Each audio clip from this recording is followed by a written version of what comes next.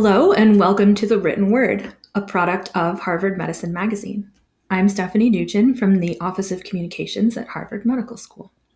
We are here today with Annie Brewster, an HMS alum who practices internal medicine at Massachusetts General Hospital. Annie is author with health reporter Rachel Zimmerman of the book, The Healing Power of Storytelling, Using Personal Narrative to Navigate Illness, Trauma, and Loss. In the book, Annie shares how her experience being diagnosed with multiple sclerosis in 2001 made her reevaluate what she knew about being a doctor and a patient, and led her to appreciate storytelling as a powerful component of the healing process. She has since become an advocate of crafting narratives to navigate illness and other stresses in life. Annie, thank you for joining us. Thank you so much, Stephanie. Happy to be here. It sounds like your life was profoundly affected 20 years ago when you were fresh out of medical school, not only because of the MS itself, but also because of your experiences receiving your diagnosis and becoming a patient. What happened and how did that lead you to write this book? Well, first of all, it's hard to believe that it's 21 years ago now, right? Almost 22 that I was diagnosed. So it's been a long time. The way that unfolded is I was in my internship year of training. So the first year of residency, I was, of course, very busy. I had a 2-year-old. Unfortunately, I was also going through a divorce. So I had a lot on my plate at that time. And I started having some physical symptoms that were like tingling in my legs. And it then started ascending, climbing upwards, upwards, upwards until it reached above my belly button. I ignored it for a long time. The human ability to deny is fascinating to me. I put it aside until really I thought, okay, I need to talk to my primary care doctor. Long and the short of it is I had an MRI. I had one lesion on my spinal cord. I had a lumbar puncture. I had some myelin basic protein in my sample, which was suggestive of MS. And so I was referred to a neurologist. And that was the part that was sort of jarring for me because I was not really prepared to have a final diagnosis. I waited for a very long time to see him in the waiting room. I saw him for about, feels like 5 minutes. I don't know, very famous guy who's done a ton of research on MS. But it was abrupt. And he told me with a fair amount of certainty that I had MS and that I should go on the disease-modifying therapy immediately.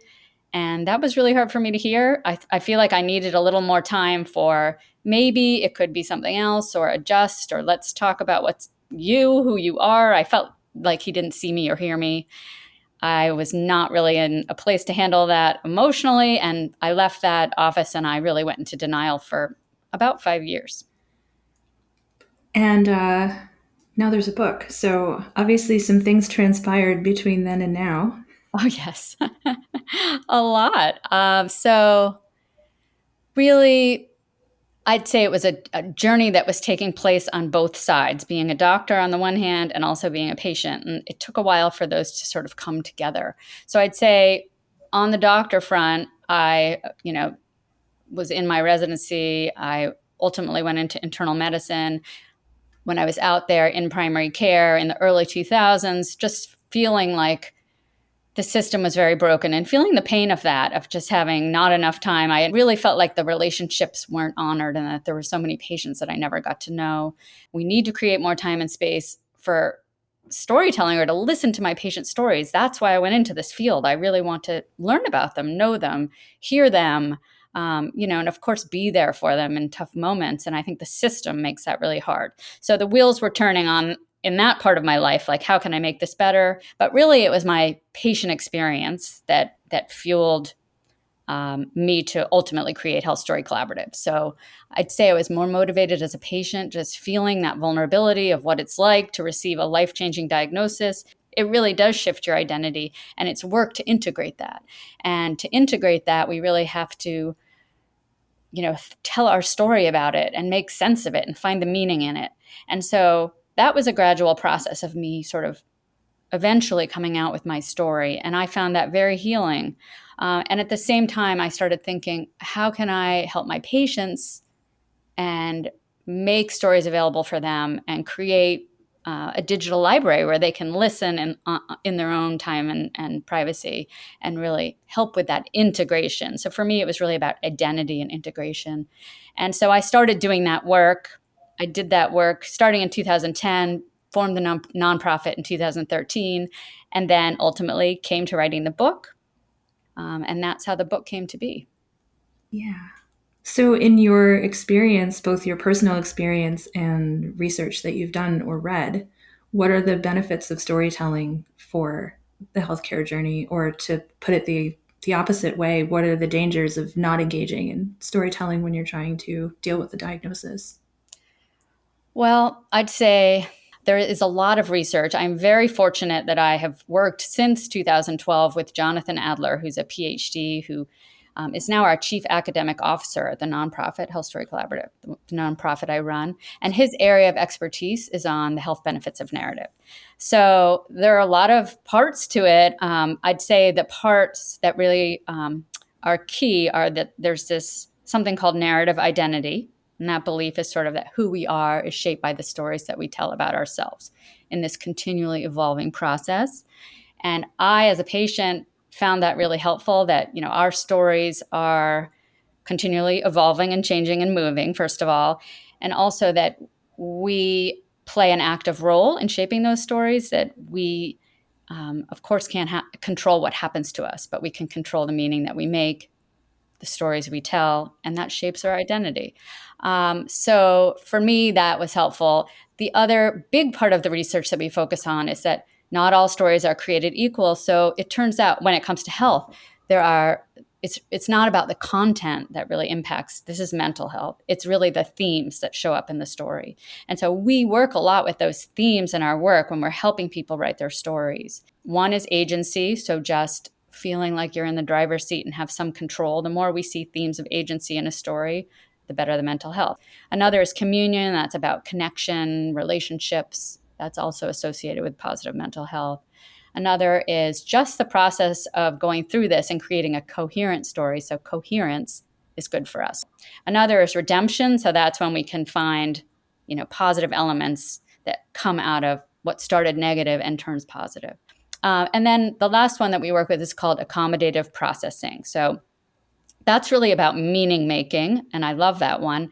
And it's important that it requires digging into the hard parts of stories. So this isn't just about sort of focusing on all the positives and glossing over the hard parts. We have to accommodate. We have to write a new story in a way, and that's hard, but it's also good for our mental health. There's, of course, a lot of research on the benefits to listeners as well, and all sorts of other things, stories for social change. And so we draw on all that research as well. But the mental health focus is John Adler's area of interest, and what a lot of our program is grounded in. It just seems like there's something so deeply human about finding acceptance or peace through, drawing a cohesive narrative about what you've been through and where you want to go.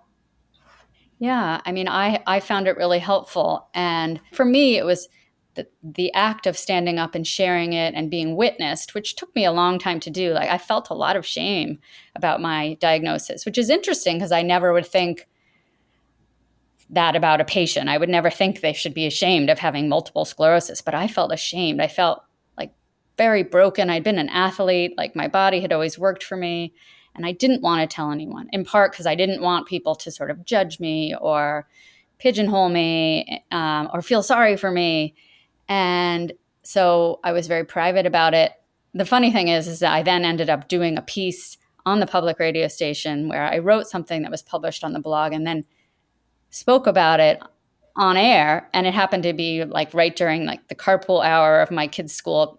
They were all in the school at the time. So everyone was like in the carpool line. And so I told pretty much no one. And then all of a sudden, everyone knew about it. But it was very freeing in a way. It was very freeing. And that shame sort of dissipated. And it was like stepping into myself. So I think putting our stories out there is really healing in that way. It sure sounds like it. Has writing the book or just coming to understand the power that narrative can have changed the way that you practice as a physician?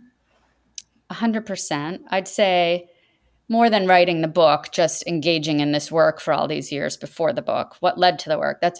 Being a patient really is what changed me as a doctor.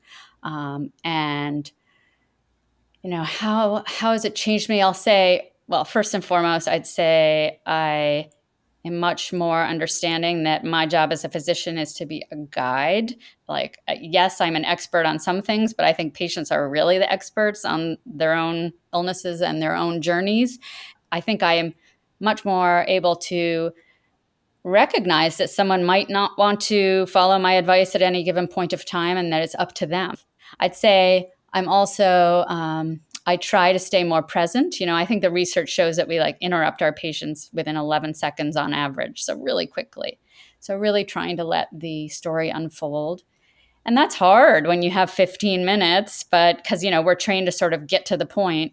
But it's important, to listen and be present and not feel like we need to solve it all immediately. Also, to just be much more aware of all that we don't know, right? We are trained to know things. And so it's really hard, I think, for physicians especially to say, I don't know. And I love it when my doctors say that, because then we can learn together. And then I'd say the last way I think I've changed is about boundaries. I'm more willing to give of myself and my own life a little bit. And that's because I have loved it when my physicians have done that for me, and it's made me feel more human. And so I'd say those are the main ways I've changed. That all sounds like positive change for sure. Thank you. We've been talking with Annie Brewster about her book, The Healing Power of Storytelling. Annie, it's been a pleasure. Thank you so much for having me. Learn more on our website at hms.harvard.edu/magazine.